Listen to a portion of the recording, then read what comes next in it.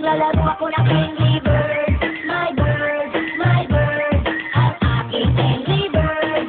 Yung ako ay may alaga, di gaanong mataba. Buntot ay mahaba at meron din tupa. Nilalaro ko to every time ako'y sad. At sa aking iPad, ginagawa ko ang lahat. Pag naglalaro ako, happy-happy ako. Hanggang sa malobat, naging pa rin ako. At gusto ko pag hindi nagagalit. Pag may Angry Bird ay nagiging worthy. Kapag ako'y lonely, gusto maging happy. Naglalaro ako ng Angry Bird.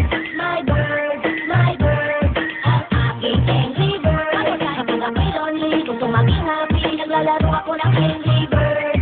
My bird, my bird, ang aking Angry Bird. Ang saya kasing mukha ay hindi nawawala. Pag nilalaro ko to, ako ay tuwang-tuwa. At believe din ako, at hindi sila duwag. Pag sila ay mag-umaatake agad. Hindi rin maarte sa mga pagkain. Yung alang ang bird ko, uloy mainipin. Pero kahit na gano'n, hindi pa rin ako. Lalo na pag nananalo ang Angry Bird ko. Kapag ako'y lonely, gusto maging happy. Naglalaro ako ng Angry Bird.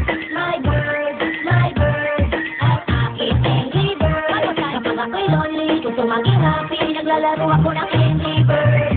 My bird, my bird, ang aking Angry Bird. Ang Angry Bird ay nakakawili ko. Kaya ang lolo ko, ito nang nilalaro. At todo ngiti pag nakaka-score. Kasi ang Angry Bird sa kalaban ma-score. Pero minsan sabay pag wala kang control. Pag mali ang estimation, di mo masasapot.